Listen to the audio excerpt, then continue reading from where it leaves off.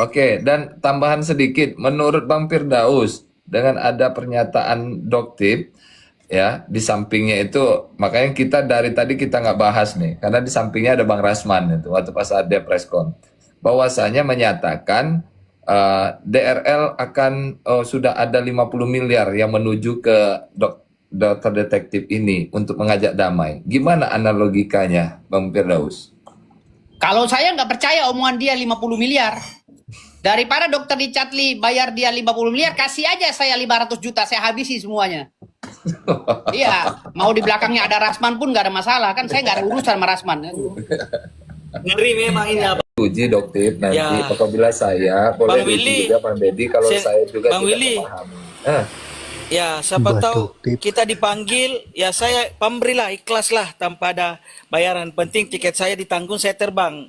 Saya dampingin beliau. nanti dibilangin pansos pula lagi, nanti Iya, ada kerjaan lagi, nanti nggak pansos, saya nggak pansos Bang Willy. Ini dari hati ke hati berbicara.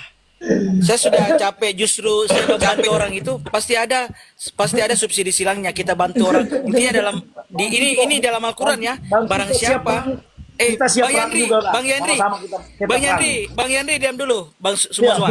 Ya, oke, diam dulu. Bang Yandri, ada Ya. dalam Al-Qur'an mengatakan kapan kita permudahkan urusan orang dunia, di akhirat pun kita dipermudahkan. Takbir. Allahu Akbar. Saya berani perang, Bang. Kalau nanti kau Ya, perang kita tanpa siap perang dibayar juga. pun. Kami Yang kita penting perang. ngebela DRL. saya Ngebela DRL, berani, ya? Bang. Saya bukan baru dapat kasus begini. Sudah berkali-kali di Makassar, Bang. Saya tahu bagaimana. Saya enggak mau bocorkan ya. Ilmu saya itu pengacara itu kenapa mahal honornya? Ilmunya yang mahal. Iya, Pengacara memang sama, tapi beda orang beda skill. Gitu aja ya. Ya, saya enggak paham namanya pengacara senior, jago, power ya. Saya juga bisa dong. Selama dia manusia saya juga berani dong. Kecuali dia makan besi, manusia itu baru saya takut. Kalau dia makan nasi, dengar dulu Bang Willy, Yandri, makan nasi bentuknya manusia, nyawanya satu, saya siap lawan. Kalau nyawanya dua, saya juga bisa minta. Ya, orang Bugis Makassar itu pantang, Bang. Namanya mundur dalam peperangan. Ya, Oke. itu slogan Mantap. saya. Selama saya benar, selama saya diberikan kuasa oleh sumpama saya dipanggil oleh DRL, saya DRL. siap tempur apapun. Ya, kita pengacara itu mau dituntut mau secara pidana maupun perdata silakan dibuktikan. Kita ini kekuatan hukumnya seorang lawyer itu akan makin teratas. Ya. Kenapa saya bilang bagaimana Bang Yandri? Betul. Bagaimana Bang Yandri? Nah, jangan takut. Kalau Bang Piko tenang, berarti kita siap di Ya, belakang. bentar, Bang Lawyer Piko sama Bang Mau Henry. ini. Ini ada senior juga nih nongkrong dari tadi nih, belum berstatement dari tadi nih. Udah ngopi atau belum nih? Bang Laburasa, Bang Andi, Oke, oke. gimana? Sebelum ke Dokter Janet sama Ratu Angel sebentar ya. Gimana? Iya. Malam semuanya ya, rekan-rekan ya. Ya, saya juga malam. Sorry tadi saya lagi di mobil, lagi juga ngisi bensin ya, ndak ini kalau dinyalakan HP lah. Katanya ndak boleh, jadi makanya saya turun tadi. Jadi begini abangku ya, ini sesama rekan ya, bahwa kita ini lawyer sebenarnya itu pertama-tama saya ingin sampaikan bahwa sebenarnya kita ini lawyer itu tidak membela namanya kesalahan, tapi kan membela hak. Ya, nah terkait dalam kasus Doktip dengan DRL ini, kita kan bukan pihak ya, tapi kita ini juga punya kewajiban kayak Mas Willy ini memberikan edukasi kepada masyarakat, itu juga kewajiban kita selaku lawyer sebagai orang praktisi ya. Tapi tentunya kan kita tidak masuk ke materinya mereka. Misalnya apa unsurnya dan lain-lain sebagainya, kita kan tidak tahu itu. Tapi ketika berbicara masalah hukumnya, contoh misalnya terkait masalah pidana dengan etik, ya tentu kan hal yang berbeda.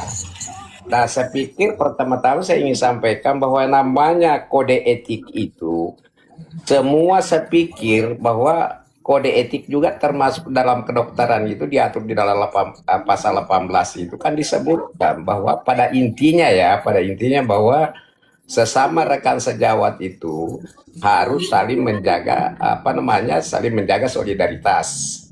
Seperti itu. Ya betul juga kata Bang Willy tadi. Kalau misalnya memang ada apa-apa, sesama rekan sejawat itu ya tentunya kan ada naungannya kita, ada kampayunya itu dulu. Itu dulu seperti itu.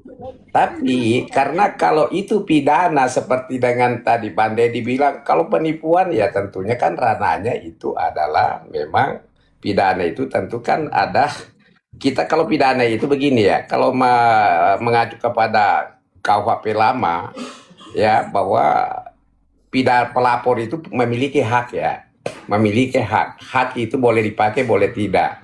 Ya, apabila seseorang melihat atau mengalami atau menjadi suatu menjadi suatu korban dari tindak pidana itu, maka dia berhak untuk membuat laporan. Artinya hak itu boleh dipakai, boleh tidak. Artinya ada pilihan di situ. Nah, terkait masalah case ini, kalau seperti dibilang tadi Mas Willy itu ya kenapa enggak diinikan dulu? Ini kan rekan sejawat ya. Karena di dalam sama dengan advokat itu, di dalam advokat ini ada namanya kita sesama advokat itu harus saling menjaga solidaritas. Wajib itu kewajiban kita. Dan bahkan kalau misalnya pengacara ini ada yang melanggar kode etik itu sama sekali tidak boleh dipublikasikan. Itu kode etik itu. Nah, saya pikir sama dengan kedokteran. Ya, itulah tadi. Itu berbicara masalah etika ya. Ya tentu kan ada aturannya. Coba dibuka itu kalau saya tidak salah itu pasal 18. Kode etik kedokteran itu pasti ada itu. Ya, pasti ada. Nah, seperti itu. Nah, kalau misalnya persoalan ini masalah hukumnya ini sama sekali kita tidak campur ya. Ini kan sudah masuk ya, sudah jadi TSK, artinya polisi itu sudah melakukan penyelidikan dan penyidikan. Polisi dalam hal ini berkewajiban untuk mencari ya, mengumpulkan bukti-bukti dan menemukan tersangkanya. Nah, ini kan sudah tersangkanya sudah ada. Jadi kita ini bukan pihak ikut campur di sana. Mas Willy itu saya juga senang. Dia banyak memberikan edukasi masalah hukumnya saja. Kita di sini tidak membela Doktip, tidak membela DRN. Kalau kita mau membela, tentu kita memiliki legal standing. Tapi kalau kita berbicara hukumnya, itu sah-sah saja. Kita ini praktisi hukum kok. Pernah kita sekolah, ya kan? Sekolah hukum itu. Bagaimanapun, kalau namanya orang hukum itu, kita itu sudah diberi dua hak. Berhak menemukan hukum baru dan berhak melakukan kritisi terhadap peraturan yang ada, apalagi suatu peristiwa. Cuma persoalannya kita dilarang masuk ke dalam ranah peristiwanya mereka. Kan di situ kan ada lawyernya.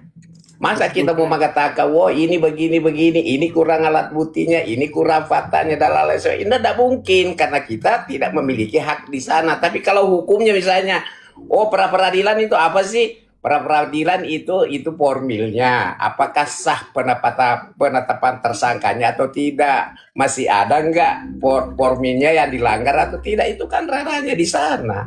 Tapi kalau materinya berarti masuk ke materinya itu masuk ke dalam suatu peristiwa. Di sana peristiwanya itu ada namanya alat bukti, ya, ada namanya barang bukti, ya kan? Nah, itu di sana yang kalau oleh itu sudah kan masuk proses hukum itu ranahnya polisi sama jaksa. Nanti kalau di pengadilan itu ranahnya itu sudah berkumpul para pihak di situ.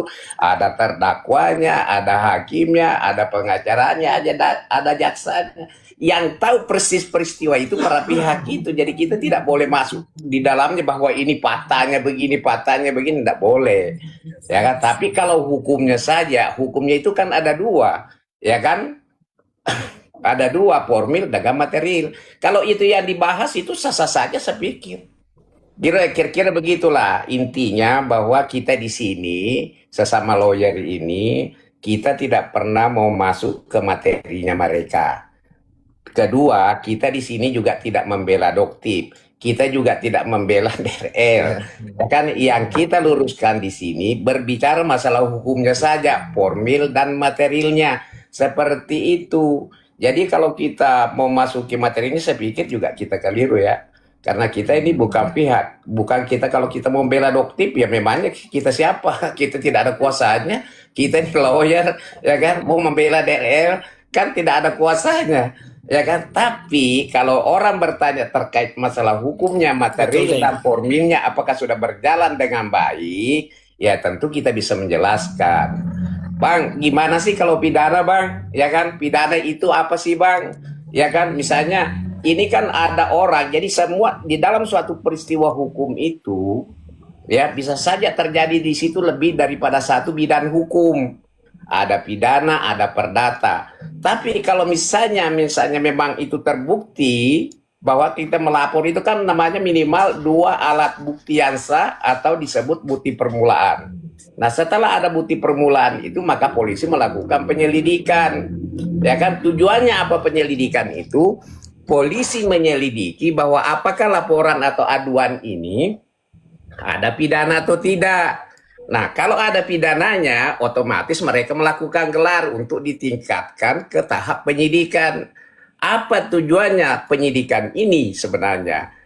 Tujuannya adalah polisi mencari dan mengumpulkan bukti-bukti dan menemukan tersangkanya. Kan seperti itu. Saya kira kalau itu proses pidananya. Nah, ketika nanti sampai di pengadilan terbukti bahwa orang ini benar bersalah, nah pihak yang dirugikan dia punya hak lagi untuk menuntut secara perdata. Terbukti pidananya, kan pidana itu kan kejahatan, Pak. Kejahatan yang diberi sanksi oleh negara melalui alat-alat negara, yaitu polisi dengan jaksa. Kita tidak boleh campur adukan masalah kerugiannya di situ. Kerugian itu hal yang berbeda. Ketika terbukti nanti pidananya, silakan Anda menggugat perdatanya. Contoh, misalnya ada seseorang mencuri HP. Nah, ternyata HP itu sudah hilang, tidak ditemukan lagi. Nah, kecuali kalau HP itu menjadi barang bukti, maka putusannya nanti di pengadilan bahwa HP itu barang bukti itu dikembalikan kepada yang lebih berhak. Kan kira-kira gitu. Tapi kalau HP-nya misalnya hilang, tidak ditemukan, maka pemilik HP ini punya hak untuk menggugat secara perdata si maling itu, supaya diberikan ganti rugi secara material dan bahkan imaterial. Gitu, kira-kira gitu. Jadi dipisahkan yang mana perdata, yang mana pidana. Nah, kalau perdata itu seperti tadi saya jelaskan bahwa Izin Bang Andi, sabar bentar. Berarti kan yang berhak untuk menuntutnya yang kehilangan handphone ini aja kan? Nggak mungkin dia Iya, tentu. ngajak satu kampung untuk minta nuntut ganti rugi kan? ya tentu tidak lah. Tentu tidak. Itu kan tadi kan di awal sudah saya jelaskan bahwa kalau sebenarnya kalau pidana ini ya kan kita kenal ada nama aja delik aduan, ya kan ada delik biasa, kan kira-kira begitu. Nah, kalau delik aduan itu ketika misalnya laporan itu dicabut ya, itu maka polisi tidak punya lagi kewenangan untuk melakukan proses. Tapi kalau delik biasa ya, delik biasa sekalipun juga itu dicabut karena ini kan urusan negara. Sekalipun juga orang mencabut tetap aja bisa diproses. Nah, karena sekarang ini ada kebijakan, karena restoran justice itu kebijakan, Pak. Kebijakan itu. Artinya semua kebijakan itu adalah melanggar aturan. Ya kebijakan itu melanggar aturan. Contoh, Anda punya perusahaan, Anda sudah bikin peraturan perusahaan, Anda masuk jam 8, tapi Anda masuknya jam 9. Ya kan? Tapi karena ada kebijakan dengan alasan, Pak, maaf macet tadi di jalan, artinya boleh masuk, itu melanggar aturan, tapi itu adalah kebijakan. Nah, sama dengan pidana ini. Nah, kalau dia berdamai dengan siapa? Ini kan urusan negara. Masa mau berdamai dengan polisi? Tidak mungkin lah. Ya kan? Tidak mungkin itu. Tapi karena adanya kebijakan tadi itu, berdasarkan hasil musyawarah, ya, Mahkamah Agung, Kejaksaan, Kepolisian, ya kan? Jadilah restoran justice itu. Ya, dengan pertimbangan kalau enggak ini persoalan begini kan restoran justice itu kan juga ada syarat-syarat yang ditentukan di situ, enggak serta merta. Ya kan seperti itu. Itulah kalau kita. Nah, apa yang saya jelaskan tadi ini adalah hukumnya saja. Kita tidak masuk ke materinya Doktip itu, kita tidak masuk ke materinya DRL ini, ya. kita juga punya kewajiban untuk menyampaikan kepada masyarakat apa sih sebenarnya itu pidana itu. Oh, pidana ini loh. Apa sih penyelidikan? Oh, penyelidikan ini loh. Apa sih penyidikan ini? Apa sih yang dimaksud P16, IP16? Apa yang dimaksud dengan P19 sebegini? Apa sih tahap 1, tahap 2? Itu perlu masyarakat tahu. Tapi kalau masuk materinya, brother, itu kita tidak boleh masuk di sana karena kita bukan pihak, kita juga tidak punya kuasa, ya kan? Kenapa mesti kita masuk di sana? Ya Oke, kan? oke, oke, Bang Kira-kira Andi. begitu Mas Willy ya, Siap, teman-teman. siap, Bang Andi. Jadi, Siap. kalau masuk saya itu gini, apalagi kita di sini ya banyak pengacara ya. Jadi pertama-tama saya ingin menyampaikan ya, apalagi teman apa namanya rekan sejawat ini benar-benar diperhatikan itu kode etik lah. Karena saya melihat ini banyak juga pengacara yang sering bully sama rekannya, kan lucu juga gitu loh ya, tidak baik juga. Kan di situ saya lupa pasalnya ya, bahwa sesama rekan sejawat itu wajib menjaga solidaritas itu. Itu luar biasa loh. Jadi kita ini, dan kedua saya ingin menyampaikan begini, bahwa sebenarnya hukum itu tidak bisa dijadikan ajak debat kalau menurut saya ya, apa namanya, ajak debat ya. Karena kenapa? Hukum itu begitu luas dan berkembang. Dan bahkan sampai hari ini pun juga belum ada para ahli ilmu hukum yang bisa menyatukan pendapatnya untuk memberikan definisi hukum itu apa. Sehingga kalau duduk lebih daripada satu orang hukum itu pasti ada di situ perbedaan itu. Tapi jangan perbedaan itu dijadikan alat untuk bertengkar. Tidak baik juga. Coba lihat, perhatikan teman-teman kita banyak yang tidak saya sebut nama ya. Tiba-tiba diundang di TV. Oh, besoknya saling lapor polisi. Karena kenapa? Mereka hukum ini dijadikan ajang debat. Sementara sebenarnya debat dengan diskusi itu hal yang berbeda menurut saya ya. Kalau diskusi itu mengedepankan akal sehat, ya, mengedepankan akal sehat. Dan kedua, itu mengenyampingkan ego. Dan di sana tidak ada namanya senior junior. Dan bahkan mungkin ada pendapat, misalnya pendapatnya Bang Deddy tadi nih. Kalau misalnya memang itu logik kan, masuk akal, itu coba dibahas baik-baik, ya kan? Siapa tahu itu bermanfaat, kira-kira gitu ya. Tapi kalau tidak logik, coba diberikan pemahaman, karena beliau bukan orang hukum, kira-kira gitu. Kira-kira gitulah ya. Oke. Karena hukum itu begitu luas dan berkembang. Kalau menurut saya, Pak Mas Willy ya. Oke. Nah, sekali lagi saya ingin menyampaikan begini, sedikit lagi, bahwa terkait dengan case ini kita jangan masuk ke ranah materinya. Karena kita bukan pihak. Nanti ya pengacaranya dengar di luar, apa sih orang-orang ini, lawyer nggak ada kerjaan kali ini. Ya kan, kira-kira gitu ya. Saya aja pengacaranya nggak ngomong apa-apa, kira-kira gitu. Tapi kalau kita berbicara masalah hukumnya saja, itu sah-sah saja. Ya, kira-kira begitu Mas Willy, teman-teman yang lain. Ya, Siap. terima Bang kasih. Andi. Terima kasih Bang Andi. Nah, ini bentar. Bentar, Bang. Tapi mau bertanya dulu sama Bang Labura. Bentar Bang Piko, bentar Bang Piko. Ini Dokter Janet udah nongkrong di sini dari tadi. Bentar, kita dengar dulu keterangan dari Dokter Janet ya. Kita sebentar ya. Nah, ya, silakan Dokter Janet. Ya, malam-malam Bang Willy, mohon maaf baru selesai dari acara keluarga. Ya, saya nyimak dulu mungkin Bang Willy, lanjut aja dulu. Karena ini kan kasus yang cukup luar biasa ya, karena tidak saja menarik perhatian dari para apoteker ya, sejak dia muncul itu sudah banyak tanggapan dari apoteker. Sekarang ranahnya sudah masuk ke hukum, jadi cukup menarik perhatian dari para lawyer. Nah, di sini juga saya juga banyak melihat, belum banyak kenal dengan lawyer-lawyer yang ada di sini. Jadi silakan aja dulu karena saya baru bergabung, jadi saya belum nyimak dari awal, sejak tadi sore mungkin ya. Silakan dulu, nanti kita baru ini. Ya, Dokter Janet, karena tadi itu kan ada pernyataan bahwasanya ya dari pihak si DRL menawarkan uang sekian miliar nih yang disampaikan oleh Dokter tadi. Nah, tadi Dokter Janet saya lihat di bawah tappingnya bohong, kata Dokter Janet. Nah, ini menurut Dokter Janet gimana nih? Ya, Karena setiap perkataan itu, setiap apapun itu kan harus ada buktinya, Bang Willy, iya kan? Kalau dia, eh, kalau saya melihat karakter dari Topeng ini, memang banyak hal dia terlalu banyak bicara, tapi tanpa bukti. Banyak sekali hal yang dia katakan dengan penuh yakin, saya pegang data. Padahal datanya itu tidak sah. Datanya itu dilakukan di lab yang tidak terverifikasi. Dan datanya pun juga tidak pernah ditunjukkan secara lengkap ke masyarakat. Hanya kotak-kotak saja. Yang mana kotak-kotak itu ya bisa aja toh dibuat dari Excel maupun Word maupun PowerPoint bisa. Tapi pernah nggak dia menyatakan hasil lab itu semua satu surat lengkap begitu? Begitu.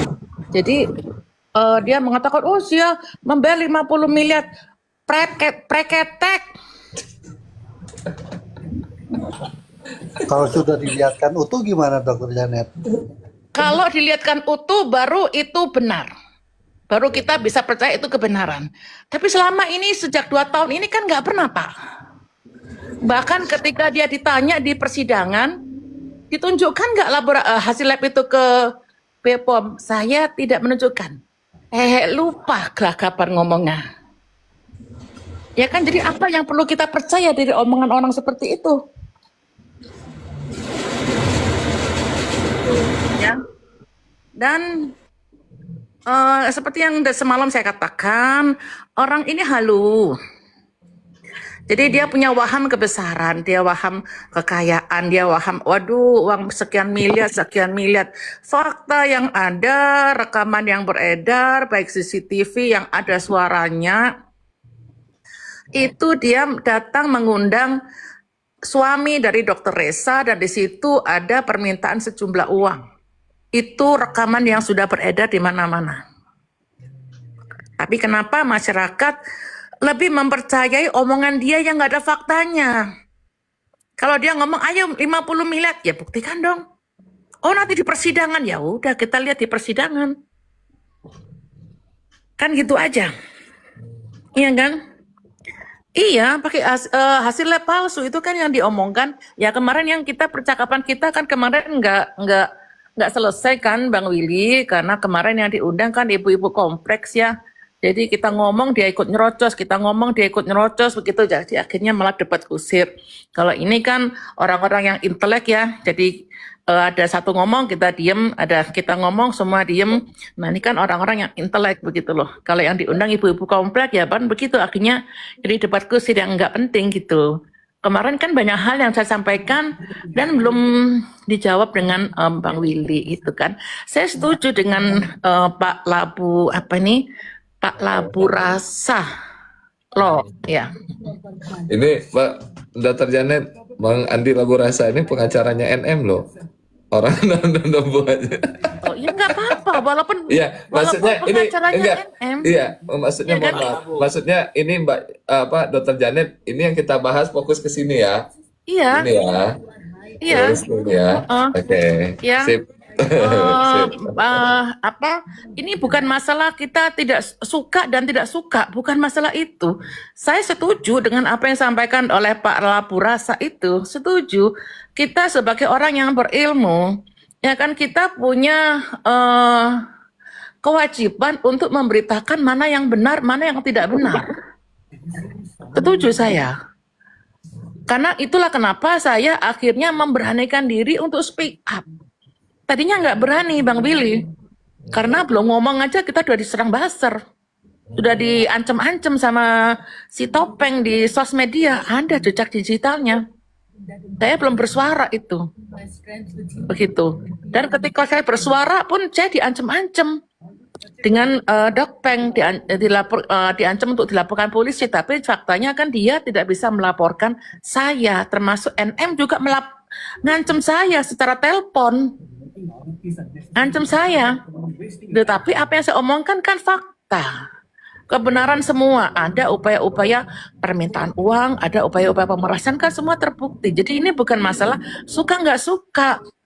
gitu ya kan, apa yang disampaikan oleh si Topeng itu tidak benar, dan itu ketika dia berbicara begini terus apoteker tuh banyak berbicara, nggak benar itu.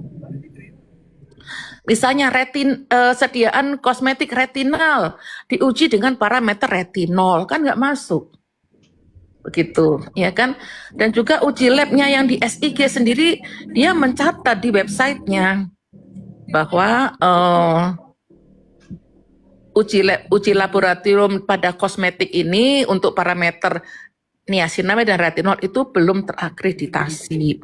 Jadi tapi itu kok dipakai untuk diungkap di sosmed.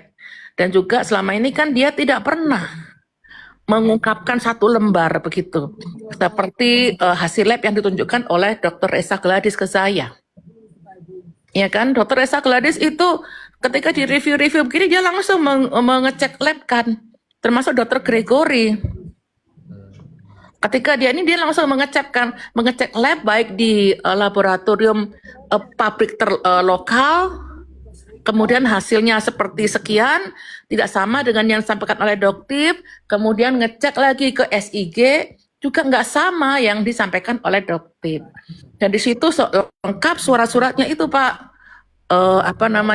logo, ya kan, kemudian di bawahnya itu ada produk dan merek yang diuji labkan, kemudian hasilnya, baru ada tanda tangan kepala laboratoriumnya maupun kepala labnya, kan begitu, kepala SIG-nya, kan begitu. Selama ini kan dia nggak pernah Pak, hanya kotak-kotak aja. Tapi itu kenapa menjadi kehebohan? Ya, 2 menit lagi ya, Dr. Janet. Ini kan juga 50 miliar itu. Begitu, ya ayo kita buktikan seperti apa nanti di persidangan, kan begitu. Kalau sekarang ini saya punya buktinya, saya nggak percaya. Gitu, ya kan.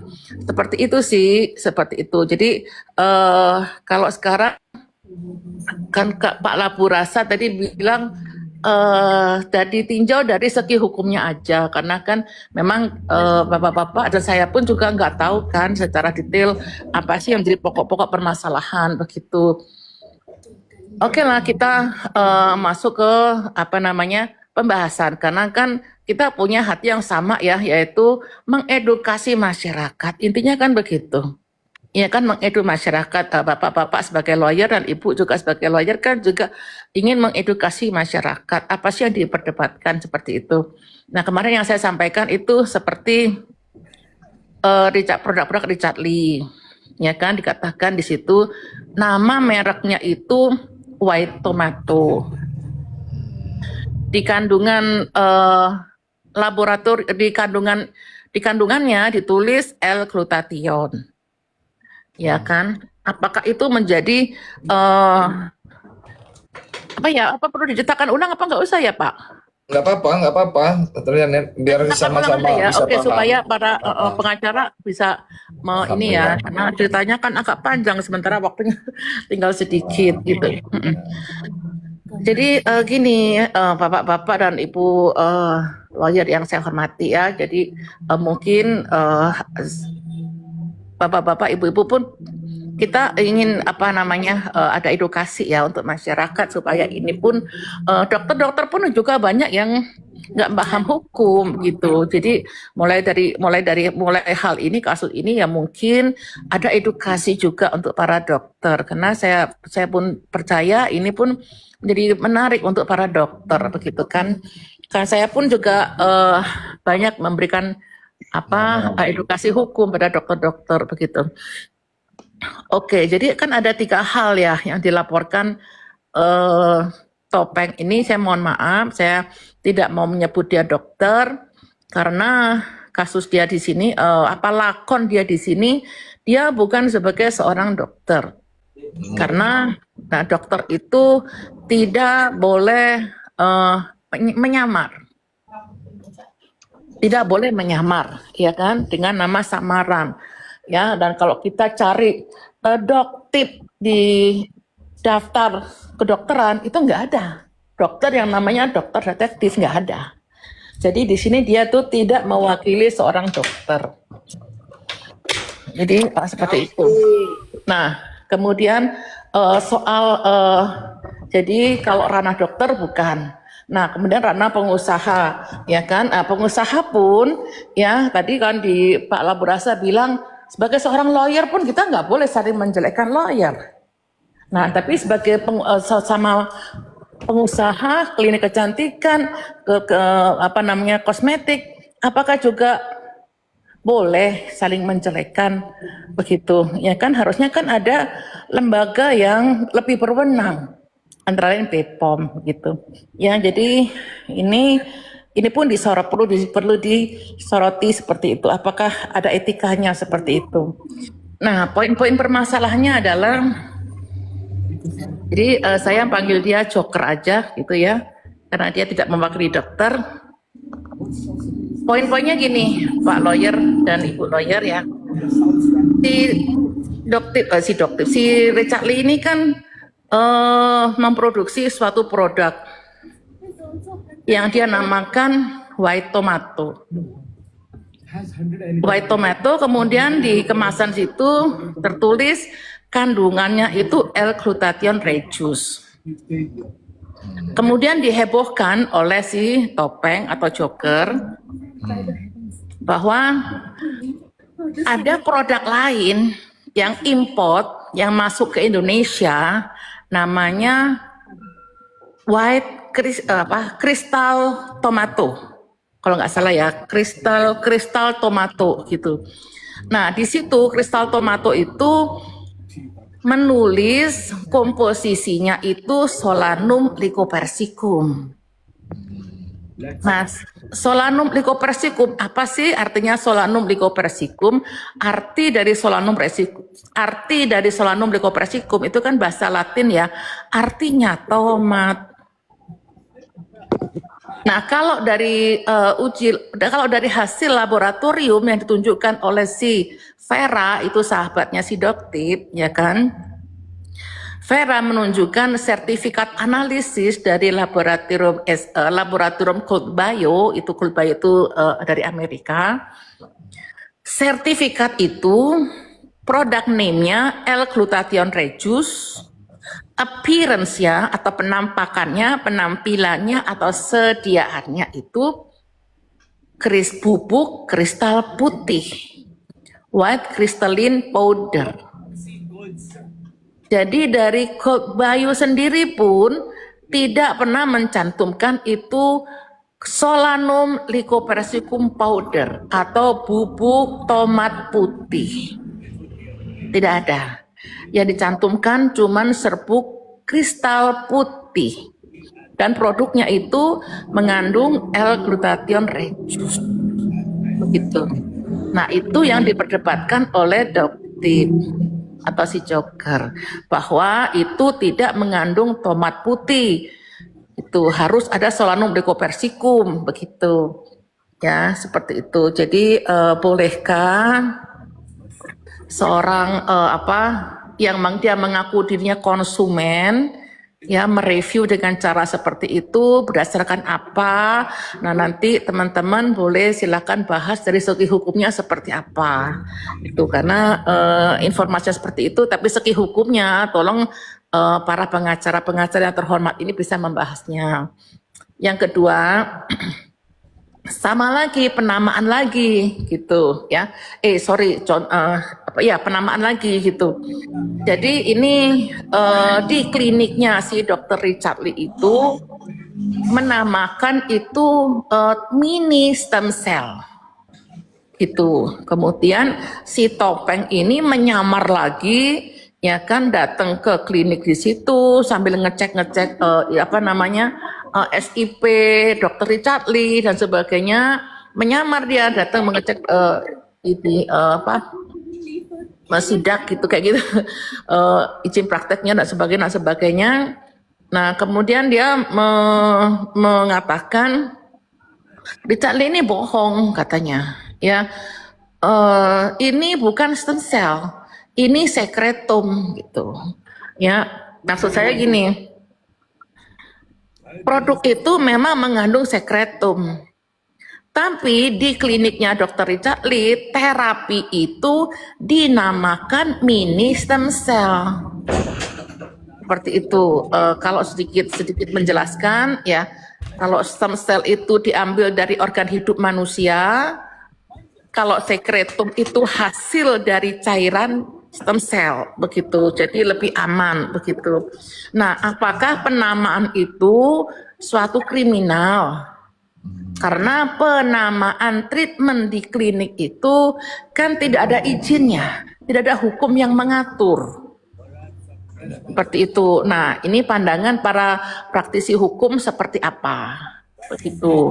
Itu poin-poinnya ya. Jadi apakah itu bisa dipidanakan? Begitu. Karena si Doktip ngeyel, kamu ngomongnya stem cell, ini penipuan. Padahal yang kamu jual sekretum. Ya, ini kan nama treatment. Gitu. Jadi gegernya seperti itu, pengacara terhormat ya. Terus yang ketiga tentang DNA salmon di rumah saja. Nah, DNA salmon di rumah saja itu produk dari Korea. Produk dari Korea itu ada 2 kemasan, yang mana kemasannya itu adalah serum. Nah, memang serumnya itu dari Korea itu 1 box itu isi 4. Memang tidak tertutup. Nah, kemudian ada kemasan yang lain. Kemasan itu yang kedua itu berisi jarum. Nah, jarumnya itu ada tutupnya dan masing-masing jarum itu kemasannya tersendiri, pisah-pisah dan tersegel begitu. Nah, yang dihebohkan oleh si Topeng melalui drama-drama dia menuduhkan bahwa produk itu dari Korea ada tutupnya. Kenapa kamu tega menjual itu tanpa tutup? Begini itu kan infeksi, begini dan sebagainya. Padahal ya memang produknya itu tidak tertutup dari pusatnya, dari Koreanya. Itu yang pertama. Yang kedua, yang dihebohkan kan ada karena menjual produk dengan jarum, gitu. Nah, memang waktu itu saya komplain ke distributornya gitu, kok ini jual ke dokter. Dokter Ya. Janet izin sebentar, agak dipercepat sedikit Oke, lagi ya. ini sudah mau 1 menit selesai ya. kok. Ini sudah mau selesai. Oke. Nah, ini sudah mau selesai. Tinggal tadi sudah 3 poin kan. Ini poin yang terakhir yaitu tentang DNA salmon di rumah saja. Nah, jarumnya itu Pak lawyer dan Ibu lawyer ya, jarumnya itu kedalamannya kepanjangnya itu hanya 0,5 deh, 0,5 yang notabene hanya masuk ke lapisan epidermis, di mana epidermis itu tidak ada pembuluh darahnya. Dan kalau di Korea produk ini memang boleh dijual untuk awam begitu. Nah, kalau di Indonesia aturannya seperti apa? Ini yang ingin saya tanyakan ke para lawyer yang kemarin sama Bang Willy nggak sempat dijawab gitu. Kalau di Indonesia itu seperti apa? Karena faktanya seperti insulin itu kan juga dijual untuk umum gitu kan, dipakai di rumah. Sementara jarum itu kan ada limbahnya gitu ya kan, yang nggak boleh dibuang sembarangan gitu. Kalau di tempat kami aja, praktek kami aja, jarum itu harus dikumpulkan untuk dibuang secara ada khusus gitu, Open. perlakuan khusus di Open. open ya gitu. Nah, kalau untuk orang-orang yang menggunakan insulin secara bebas gimana limbah jarumnya? Nah, ini aturannya seperti apa, Pak lawyer, ya kan? Itu mungkin apakah ini melanggar undang-undang kesehatan? Itu kan yang dipertanyakan, karena yang ditentangkan itu kan masalah undang-undang kesehatan dan juga perlindungan konsumen. Apakah Topeng ini menjadi konsumen? Karena di videonya dia mengatakan aku ogah pakai ini. Gitu. Seperti itu aja poin-poinnya Pak Willy dan juga teman-teman lawyer yang saya hormati. Makasih. Oke, terima kasih Dokter Janet. Nah, ini ada Bang Firdaus Awibowo. Apa kabarnya ini Bang Firdaus? Luar biasa. Selamat malam abangku, yang ganteng, yang baik hati. Baik. Saya lagi makan Indomie sambil dengarkan. Lanjut. Dari Makassar. Nanti saya berstatement. Oh, oke. Tapi Oke. Bang Willy, Ya, silakan. tapi Pak Abu Rosa, boleh tahu asli orang Makassar ki? Iya, Bang Abu Rasa. Labu Ya, Rasa saya Makassar. Bugis Bone. Nenek Ini- saya Bone. Bang Firdaus ya bang. Labu rasa tabe puang. Tabe pandi. Iya. Ye. Asli Makassar kideng. Saya Bone. Oh, iya puang. Pada mau gitu. Bone. Tabe puang. Wah, orang Bone semua ini. Satu kampung sama saya. Iya. Iya. Iya puang. Iya. Ini Salam ini kenal, nyangkut. Bang Firdaus juga. Ini nyangkut orang Lampung ini nyangkutnya. Di sini orang Lampung. Iya, karena saya lihat tadi Bang Willy namanya Landi Labu Rasa. Makanan andalannya orang Bugis. Ya, Bang, salam kenal Puan dari Makassar Bugis. Iya, salam Iya, Pak. kenal. Iya, Di Polo Puan. iya, Iya. siap. Iya. Minta maaf Puan. Baru kuliah Ki Puan. Iya, Iya, Bang. mantap. Lanjut. Iya. Iya. Bang Firdaus. Aduh, lama tak jumpa ini Bang. Makin kece aja Bang. Ngeri. Masa kece umur udah 50 begini kece gimana? Boleh tua. Umur boleh tua, tapi muka tidak boleh tua Bang. Itu umur tanda kita hidup di dunia. Bukan muka Bang. Umur aja tanda kita tinggal di dunia. Bukan bahwa umur itu harus ikut muka juga, tidak Bang. Banyak umur tua tapi masih fresh Iya. otak. Masih fresh Bang muka Piko. juga. Nah, buat para pengacara yang sudah umur tapi mau masih kelihatan muda, boleh dong mampir ke kliniknya Dokter Janet kan begitu. Gitu, ya toh. biar glowing kayak Gimana gini muda, juga Bang? nih. Biar Apa saya yang muda kan? Iya. Gitu. Mau sehat ada, mau muda kelihatan ada gitu. Oke, silakan lanjut. Iya. Cuman tahan dulu Bang, Bang Roy Piko. Ini kayaknya Bang Firdaus ini rambutnya lagi acak-acakan ini. Apa ketemu sama lawan atau nagih nggak dapet atau gimana ini? Ini apa? Baru bangun tidur tadi lapar keluar karena ada janjian sama klien. Klien lagi jalan datang dari Jakarta. Oh, Janjian di BSD.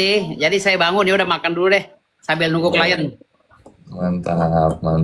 Ya. Mantap. Nah, jadi menurut Bang Firdaus nih terkait dengan dua yang di belakang ini antara Doktip dan DRL, gimana nih sudut pandang daripada Bang Firdaus? Kalau menurut saya gini loh. Saya mau nanya dulu, Dokter Richard Lee pengacaranya siapa? Dokter Richard Lee. Kok bisa kliennya ditersangkakan karena kasus ini gitu? Nah, Pengacaranya siapa itu Dokter Richard Lee? nah, itu dia kita belum tahu juga nih. Kayaknya Belum tahu ya? Chinese juga. Jangan-jangan Hotman Paris lagi. Wah, Hotman Paris ini gimana ini? Kliennya bisa kalah terus. Bukan Herman Paris. Bukan ya? Masa main dua Ini kaki, siapa kawan, tuh? Kita lah. nggak kenal. Jadi kalau menurut pendapat saya, Dokter Richard Lee ini nggak bisa ditersangkakan karena dari peristiwa hukumnya untuk mendapatkan alat buktinya. Ini saudari dokter apa ini nih yang pakai topeng? Doktip, Dokter Samira. Doktip lah pokoknya itu Doktip lah, Dokter Joker apa gitu. Jadi beliau ini cara mendapatkan alat buktinya saja sudah dengan cara yang tidak bertingkat baik, ilegal. Jadi artinya bukti yang ilegal ini nggak bisa dibawa ke persidangan. Kenapa saya bilang? Karena bukti ini didapat dari hasil tipu daya. Dari hasil tipu daya, ingat ya. Menurut KUHP, saya belum baca secara spesifik KUHP yang baru, tapi menurut KUHP yang lama, pasal 184, semua alat bukti dan barang bukti harus didapati dari cara yang baik dan benar. Kalau itu dengan tidak cara yang baik, maka itu tidak bisa dibenarkan di dalam proses administrasi hukum pidana.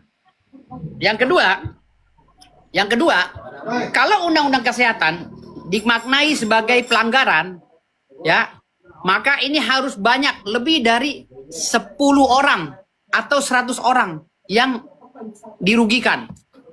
Dan efek kerugiannya sangat besar bagi badan dia, misalnya cacat permanen. Itu baru bisa dikategorikan undang-undang kesehatan.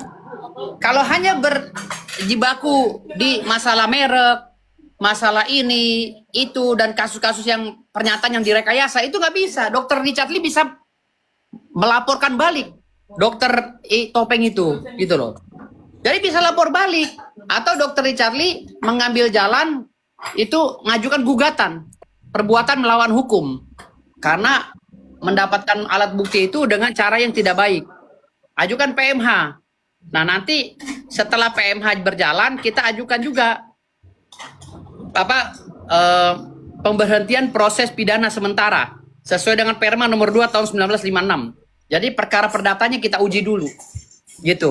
Jadi kita ajukan gugatan perdata PMH di situ.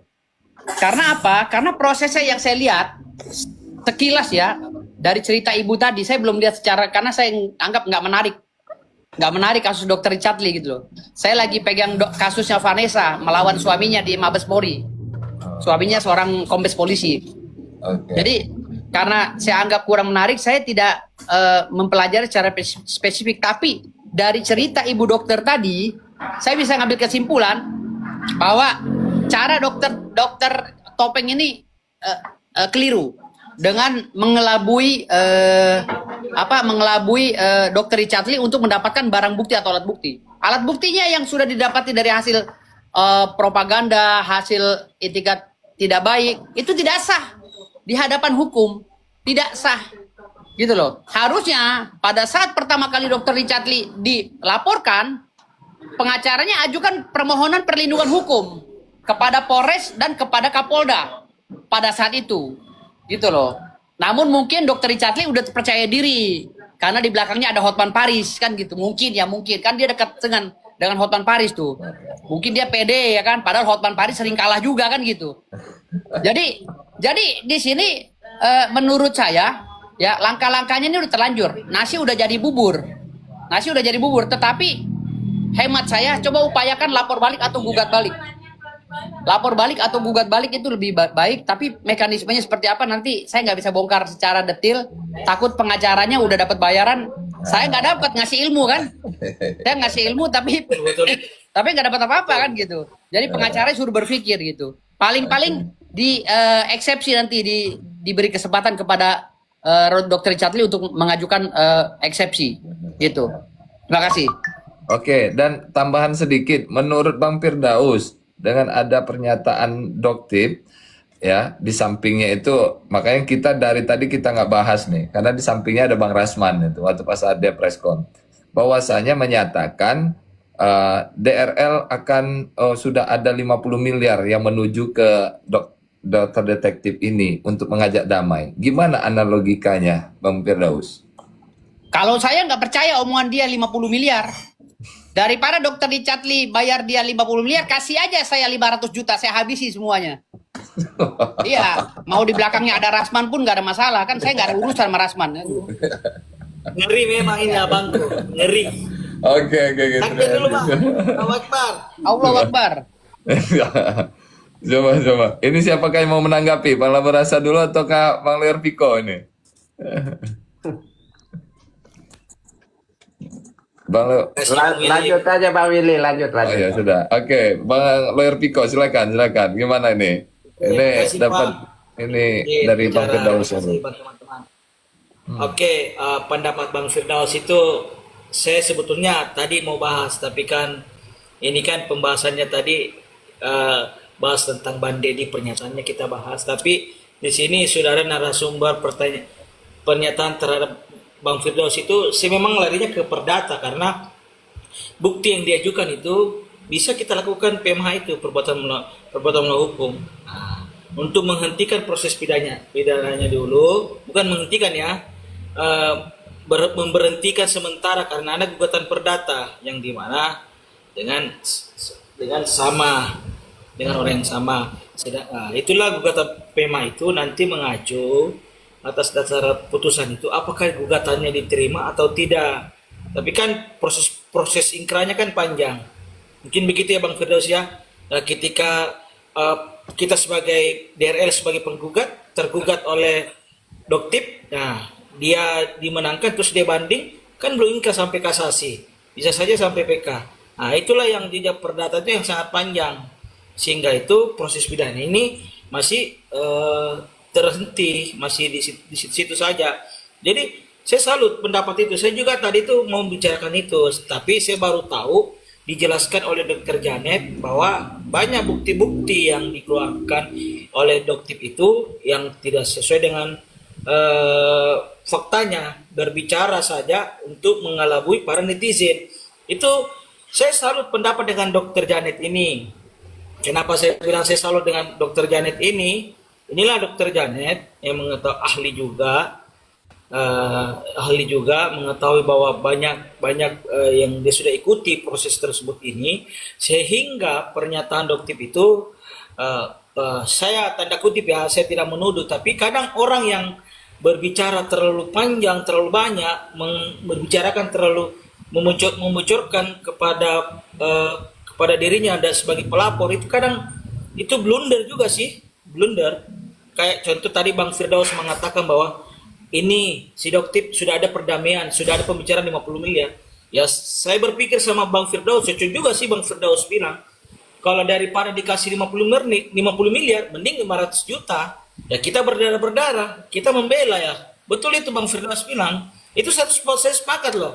Itu sepakat ya. Ini sepakat juga. Ngapain kita mau bayar orang yang tidak jelas juga Bang. Ibaratnya kita gini Bang, dipukul sama orang tidak melawan Bang. Gimana Bang Firdaus? Ibaratnya kita dipukul orang tidak melawan. Sedangkan kita manusia juga. Boleh kita menunduk, tapi sambil menanduk. Tapi ini bukan bukan menunduk. Dia menginjak kita, seolah-olah itu bahwa kita melakukan kesalahan. Memang kita akui kesalahan, tidak bisa tersangka sudah pasti terdakwa, belum tentu terpidana, ya kan, belum tentu terpidana. Nah, maka dari itu yang dilakukan tadi oleh Dokter mengatakan keluar statement itu saya sangat tidak masuk akal sih. Mending kita perang berdarah lah, karena beliau mengatakan Bang Firdaus itu daripada 50 miliar dikasih perdamaian itu mending kasih saya saja 500 juta. Wah ini Bang Firdaus belak-belakan ini. Betul juga ini. Ngeri. Ini saya sepakat dengan Bang Firdaus.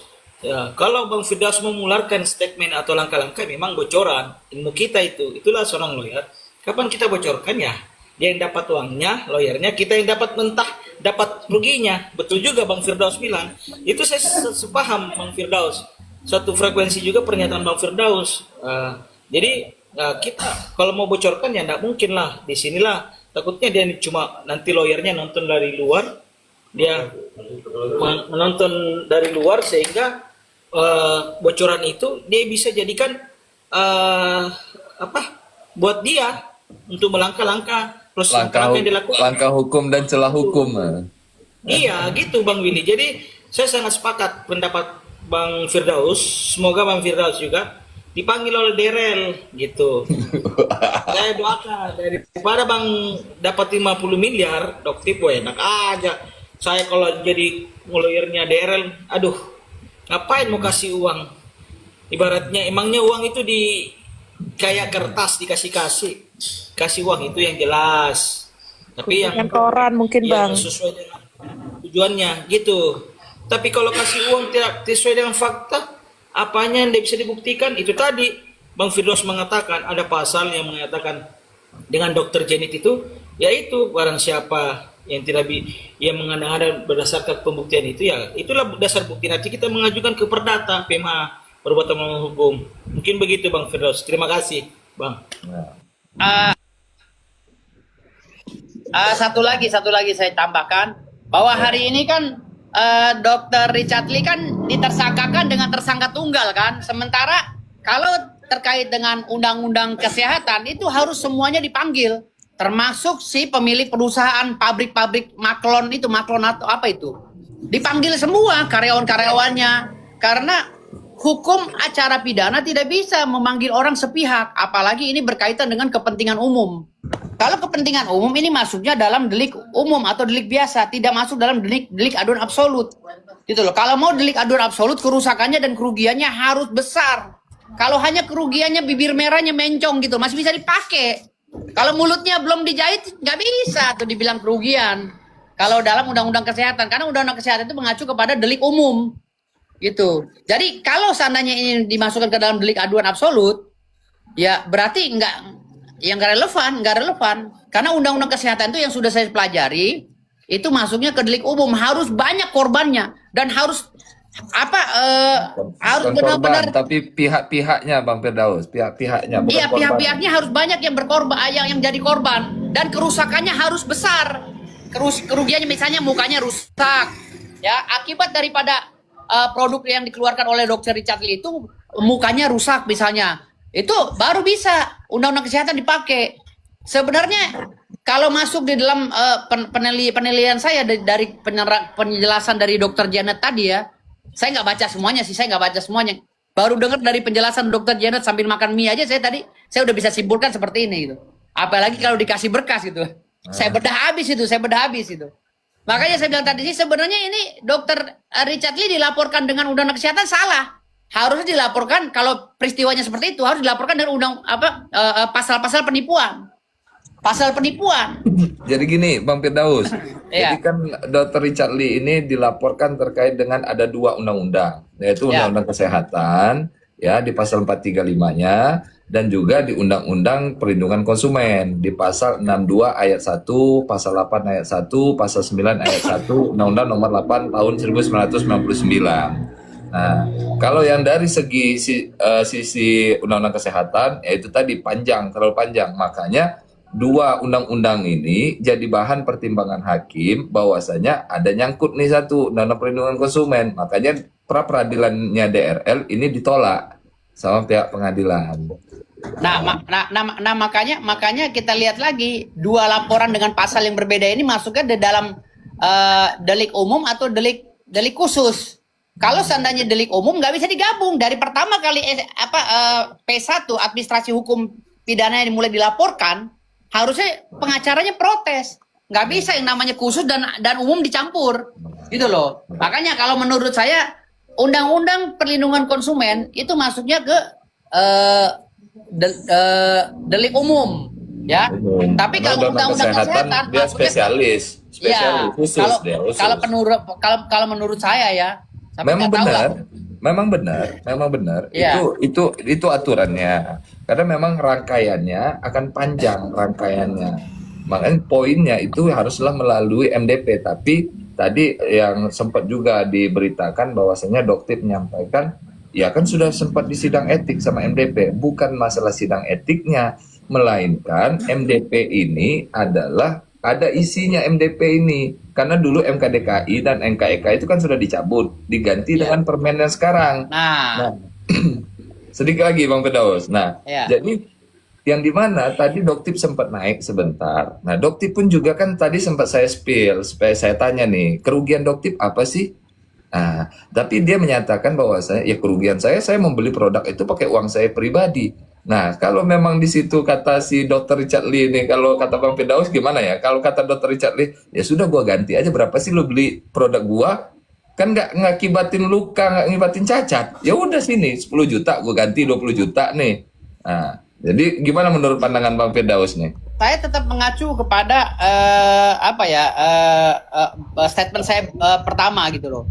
Walaupun saya baru mereka-reka nih seperti apa kasusnya, saya takut salah. Jadi saya berdasarkan keterangan dari Dr. Janet San tadi ya, saya mendengarkan sambil makan Indomie, tapi saya menyimpulkan udah terlalu banyak banget simpulan saya, takut salah. Tetapi saya tetap mengacu kepada undang-undang. Kalau seandainya hanya Dr. Richard Lee saja yang ditersangkakan, ini mekanismenya udah cacat prosedural. Kenapa? Karena di dalam administrasi hukum pidana, kalau berkaitan undang-undang kesehatan, itu kausalitasnya harus ada. Siapa yang konsumsi, siapa yang dirugikan, berapa orang yang dirugikan, siapa yang mempunyai pabrik, siapa yang mempunyai merek, siapa yang mempunyai ini. Jadi nggak bisa Dr. Richard Lee sendiri, harus banyak orang di situ yang jadi tersangka. Kalau memang mau ditersangkakan melalui undang-undang kesehatan gitu loh. Makanya sekarang ini udah cacat dari awal. Udah cacat administrasi. Dan yang terpenting, kalau saya jadi pengacara Dr. Richard Lee, malam ini akan saya rekam itu pernyataan Dr. Janet Stan, dan saya akan jadikan itu satu alat bukti untuk melemahkan pernyataan mereka, dan saya undang Dr. Janet Stan untuk jadi saksi ahli. Karena beliau menguasai sekali undang-undang kesehatan tentang kecantikan gitu loh. Aduh, sorry, saya lagi di warung Indomie nih, jadi kurang. Yang penting pemikirannya jangan jatuh juga, Bang. Iya. Cukup handphone aja. Jadi saya akan pegang itu omongan dokter Janesten tadi, ya, saya akan rekam kalau saya jadi pengacara dokter. Jadi saya jadikan salah satu apa sih ya namanya, legal opinion atau salah satu masukan ya, masukan karena beliau belum jadi saksi ahli. Kalau dibilang alat bukti nggak bisa juga kalau keterangan seperti ini. Jadi saya jadikan satu bukti petunjuk atau apalah istilahnya itu dari pernyataannya dokter ini gitu loh, agar ibu dokter mau membantu dokter Richard Lee, karena pernyataannya bagus sekali kalau menurut saya tentang ilmu kesehatan. Beliau menguasai sekali gitu menurut saya gitu. Ada yang bisa mau ditambahkan, Dokter Janet? Monggo. Tidak ada sih yang ditambahkan karena penjelasan dari Pak Firdaus sangat mantap sekali, sangat sangat lugas begitu. Beliau orang yang punya integritas sih, yang benar dikatakan benar, yang salah dikatakan salah. Jadi salut dengan Pak Firdaus, seperti itu sih. Oke. Terima kasih Ibu, terima kasih. Sama-sama, makasih. Ini ada Mbak Ratu Angel Perez, gantinya ini Julia Perez kah? Apa gimana? Ada yang ingin disampaikan, Mbak Ratu? Bukankah penipuan namanya itu kalau misalnya menempelkan sesuatu di produk dan mengklaim bahwa produknya mengandung white tomato, begitu? Bukankah penipuan namanya itu? Izin bertanya. Silakan ditanggapi. Seperti apa yang saya jelaskan tadi, bahwa produknya itu, kalau cerita dari dokter Janet tadi, dia tempelkan produk yang tidak sesuai dengan ini, itu namanya penipuan, bukan undang-undang kesehatan sebenarnya. Undang-undang kesehatan baru bisa muncul apabila ada korban yang terpengaruh oleh zat itu, lalu mendapatkan kerusakan yang begitu parah di dalam badannya. Itu baru undang-undang kesehatan bisa berlaku. Tapi kalau masalah merek apa segala itu undang-undang kesehatan nggak bisa masuk, gitu loh. Jadi apa yang dituangkan dalam KUHP itu baru bisa masuk. Pelanggaran undang-undang konsumen gimana juga Bang Firdaus? Kalau undang-undang konsumen kita lihat juga dia sebagai konsumen yang udah sering memesan atau belum. Ya begitu maksudnya. Iya, kalau Begitu sering maksudnya. memesan langganan itu baru kalau yang dikatakan konsumen itu apabila dia udah berlangganan secara terus-menerus. Kalau Iya, hanya kan sekali beli untuk barang bukti ya nggak bisa lah. Kan dijual mahal. Begitu. Ini Angel, penjelasan Bang Firdaus itu kalau jadi pemakai berarti coba-coba, kalau repeat order berarti dia pelangganan tetapnya. Itu tadi dijelaskan dari awal kalau pemakainya yang BPOM ya pasti mukanya mulus. Kalau dari awalnya dia pakai barang non BPOM atau bahan terkandung dari merkuri dan nitrogen, kalau dia pindah ke BPOM pasti kan beradaptasi, pasti kulitnya hancur karena kan awalnya mengenal. Jadi gini, produk itu tergantung kulit juga, tapi kulit itu pasti beradaptasi dengan produk itu. Produk mana dulu yang dipakai awalnya, apakah produk BPOM atau non BPOM pertamanya? Kalau non BPOM berarti awalnya bagus karena kan kandungannya instan, prosesnya cepat, putih glowing, mungkin begitu. Tapi kalau ketika dia pindah ke produk lain, hindak produk lain itu seperti produk yang terdaftar di BPOM, terus dia pakai, terus dia bilang, ini saya kena gini beruntusan, efek gini, itu mengakibatkan itu tadi pindah ke produk A yang forte, pindah ke produk B yang ber-BPOM. Mungkin begitu, Dokter Janet. Jadi begini saya jelaskan. Kalau bicara masalah merek atau izin BPOM, Dokter Richard Lee saya rasa udah nggak bisa lagi bahas masalah itu. Jadi sekarang ini ya, kalau dikatakan Dokter Tip ini adalah konsumen, sejak kapan dia memakai? Kalau konsumen itu dia pelanggan. Konsumen adalah pelanggan. Dia pelanggan. Dia berlangganan enggak? Yang namanya kata langgan itu kan langganan terus menerus.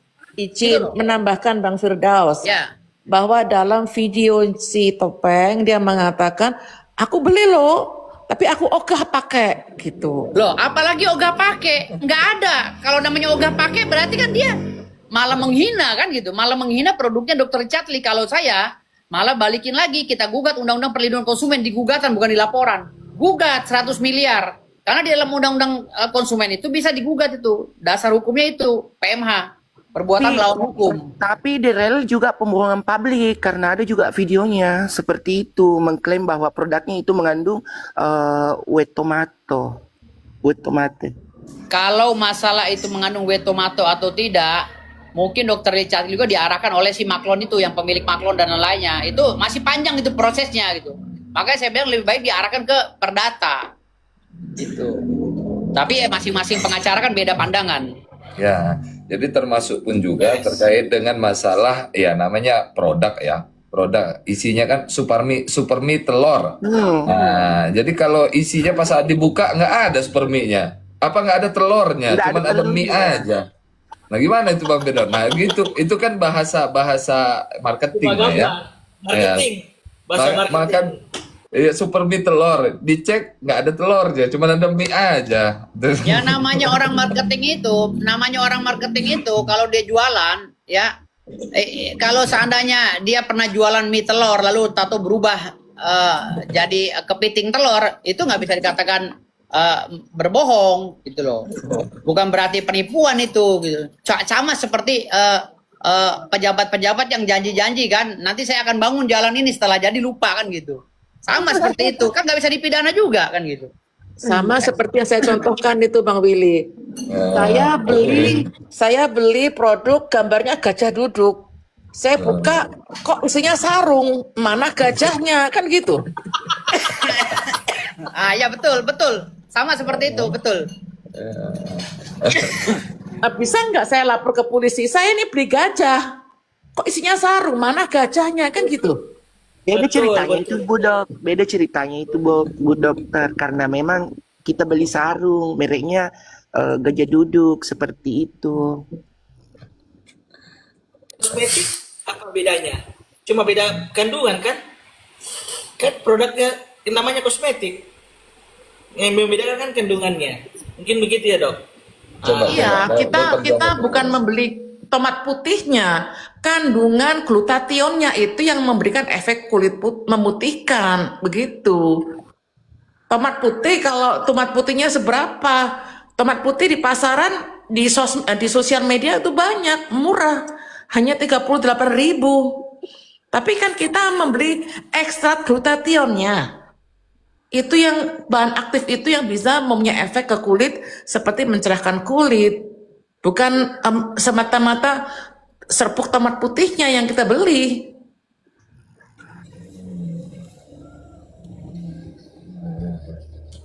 Ini dong, Bang. Ini mungkin kasus ini sama dengan kasus di Makassar yang dia mau ikuti. Tapi kan beda di Makassar. Memang perkaranya sama, kosmetik. Nah, itu kan delik aduannya juga, delik aduan biasa dengan delik aduan umum itu kan, kalau undang-undang kesehatan kan berarti lex spesialis dong. Berarti masuk di krimsus ya, kriminal khusus. Ya kan? Kalau penipuan berarti masuk di umum, delik biasa ya, Bang Firdaus, ya kan? Kalau kesehatan itu kan lex spesialis, berarti lex spesialis ya bisa saja di krimum, bisa saja di krimsus, mungkin begitu. Tapi kan ini sudah lewat lah, sudah masuk di. Kalau ini bukan lex spesialis atau lex generalis, ini bicara masalah pidana umum dan pidana khusus. Gitu. Kalau undang-undang kesehatan itu kaitan dengan pidana khusus, undang-undang kesehatan. Dan penanganannya itu nggak bisa dicampur, waktu pada saat laporan itu nggak bisa dicampur antara pidana umum dan pidana khusus. Itu melanggar. Tapi ini kan dicampur kayak nasi uduk, semuanya jalan. Bang Firdaus. Ya. Begini Bang, ini kalau saya melihat ini Bang Willy. Ya. Ini kalau saya melihat ini kalau benar juga kata Bang Sono aja yuk, Firdaus. sempit sini. Benar Cari juga lah, kata restoran Bang ada Firdaus restoran tadi nyari. dan Bang Willy ini. Kalau misalnya dia di situ ada dua undang-undang, ya kita ini kan lawyer paham benar ya, bahwa kalau di situ ada delik aduan dengan ada delik biasa, bagaimana bisa dipersatukan itu? Ya enggak bisa, Bang. Yang diutamakan dulu lex spesialisnya dulu, atau yang kalau saya sih lex spesialisnya dulu. Kalau memang lex spesialis diutamakan kan itu yang diutamakan. Itu tadi kalau diadukan, campur adukan kan susah juga, Puan. Maksudnya yang mana sih yang kita mau terapkan ini? Aduh, bingung juga ini penerapan secara pengertiannya pihak kepolisian dengan lawyer. Itu tadi kita bilang, Bang, hukum itu ada pasti ada kelebihannya. Makanya